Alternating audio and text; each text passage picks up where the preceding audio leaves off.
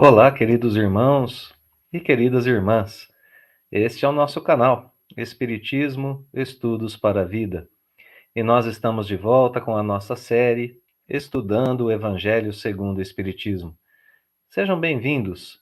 Nós continuamos o estudo do 5º capítulo da obra, Bem-aventurados os aflitos, e estudaremos agora, ainda no item Instruções dos Espíritos, o subitem 28 do capítulo, que tem como título uma pergunta: será lícito abreviar a vida de um doente que sofra sem esperança de cura? Essa questão que é apresentada nesse subitem 28, numa instrução do Espírito São Luís com forte aspecto informativo, nos orientando também para o aspecto prático diante dessas informações. Esse item, como dizíamos, contém os argumentos espíritas que fundamentam a ideia de jamais abreviarmos a vida. Claro que nessa circunstância, que está sendo apresentada na questão de abertura do título, mas também em qualquer outra circunstância, podemos estender esse ensinamento a qualquer outra circunstância. Vamos trabalhar um pouquinho aquela ideia de continuidade do texto. Nós estudamos no item anterior que podemos e devemos amenizar o sofrimento do nosso próximo, o sofrimento alheio, as aflições pelas quais outras pessoas passem. Nesse item, nós aprendemos que abreviar a vida da pessoa que está prestes a desencarnar pode significar exatamente o contrário disso. Ou seja, quando eu abrevio a vida da pessoa que está prestes a desencarnar, eu posso, sem querer, aumentar o seu sofrimento ao invés de aliviá-lo. E nós vamos entender o porquê disso a partir de agora, estudando esse item das instruções dos Espíritos, começando aqui pela questão que é apresentada. Um homem está agonizante, presa de cruéis sofrimentos. Sabe-se que seu estado é desesperador. Será lícito pouparem-se-lhe alguns instantes de angústia, apressando-se-lhe o fim? Vamos prestar bastante atenção nessa questão, porque a questão é bastante clara, não é?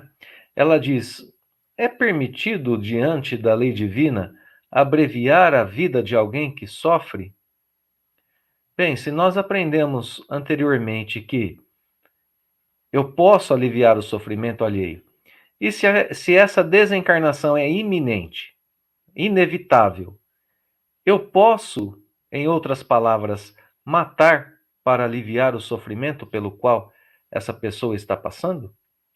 Bem, a resposta a essa questão vem primeiramente, nesse primeiro parágrafo, através de algumas perguntas. Nós temos apenas 3 parágrafos, é um item bem curtinho, mas muito claro. Então, as perguntas que nós temos nesse primeiro parágrafo para responder essa questão: quem vos daria o direito de prejulgar os desígnios de Deus? Então, essa é uma primeira questão. Segunda questão: não pode ele conduzir o homem até a borda do fosso para daí o retirar, a fim de fazê-lo voltar a si e alimentar ideias diversas das que tinha? Uma outra questão: ainda que haja chegado ao último extremo um moribundo, ninguém pode afirmar com segurança que lhe haja soado a hora derradeira. A ciência não se terá enganado nunca em suas previsões? Então, aqui nós temos alguns argumentos muito interessantes para dizer que nós não devemos fazer isso, não devemos abreviar a vida da pessoa que está prestes a desencarnar. O primeiro argumento diz: nós não somos capazes de julgar e nem de pré-julgar os desígnios de Deus. Isso mostra que nós não sabemos se o doente está em seus instantes finais de acordo com a vontade de Deus. Se Deus realmente está encaminhando aquela pessoa para o desencarne, para a desencarnação. O argumento seguinte diz: talvez essa proximidade com a desencarnação faça a pessoa modificar profundamente a sua vida para melhor. Quando ela se vê diante da morte, ela pode tomar resoluções que lhe modifiquem as atitudes, os pensamentos, os sentimentos para uma direção muito melhor do que aquelas que ela tinha até então em sua vida.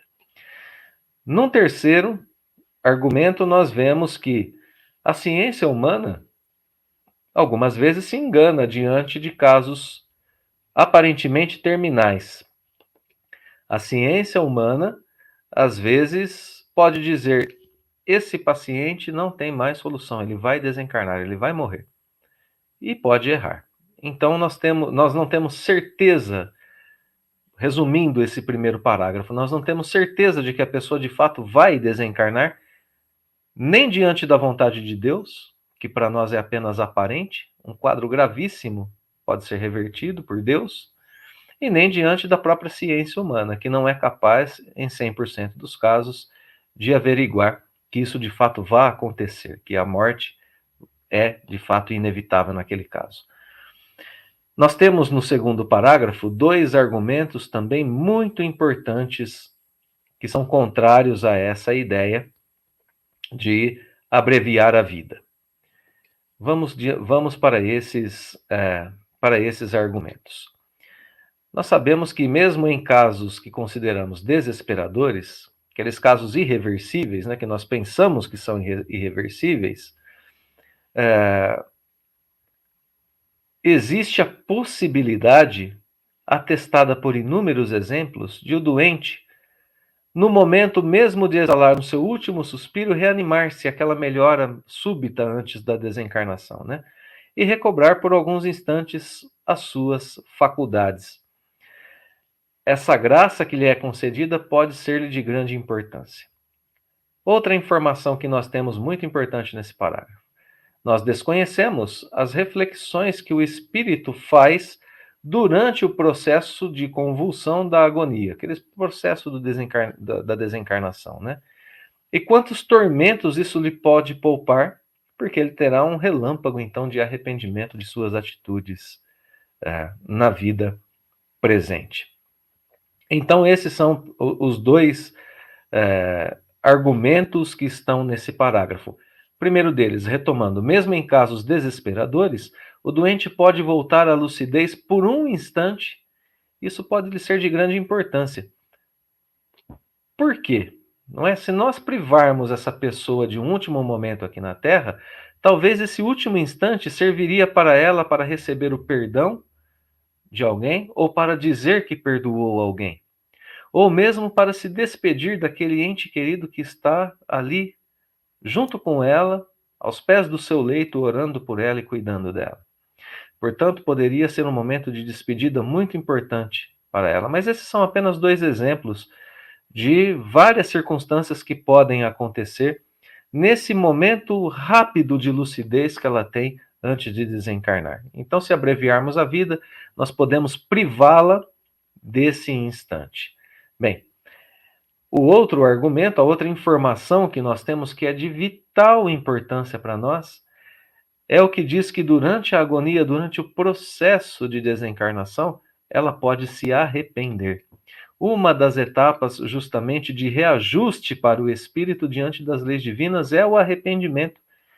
Ele só se predispõe a reparar as suas faltas quando ele se arrepende sinceramente. Então, esse processo da desencarnação é importante para que a liberdade do espírito, além disso, né, venha e ocorra aos poucos. E esse processo também é importante para que o espírito reconheça os seus equívocos nessa vida. É um momento importante para ele. A justiça divina levará em consideração a vontade sincera de mudança, e isso poderá lhe poupar vários sofrimentos na vida futura.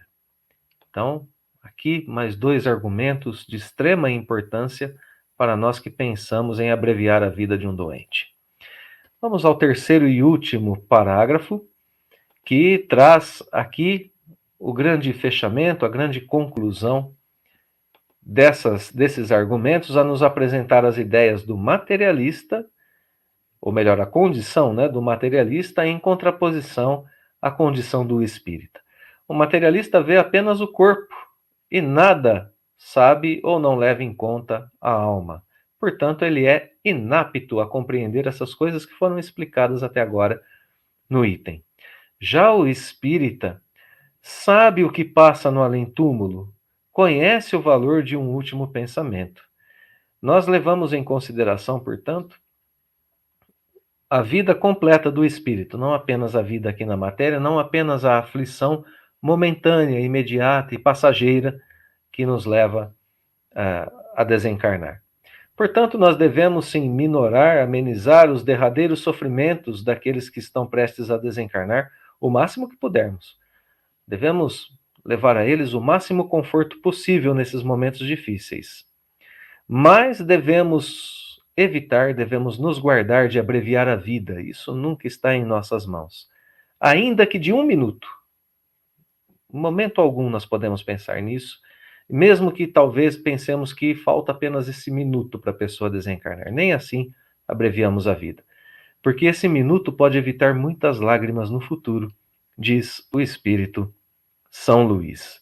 Resumo: não sabemos o momento adequado para a desencarnação, o momento em que as leis divinas estão ali dizendo: esse é o instante. Jamais podemos avaliar isso. Só Deus o sabe.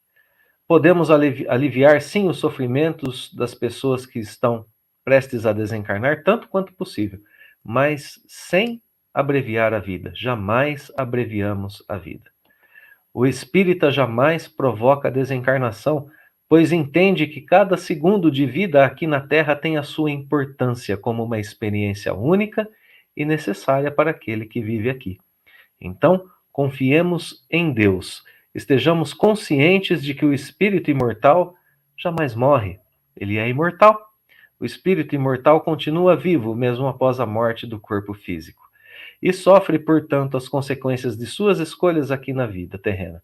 E se ele não está em condições de escolher, nós que zelamos, que velamos por eles, devemos escolher de acordo com as leis divinas que regem nossas vidas.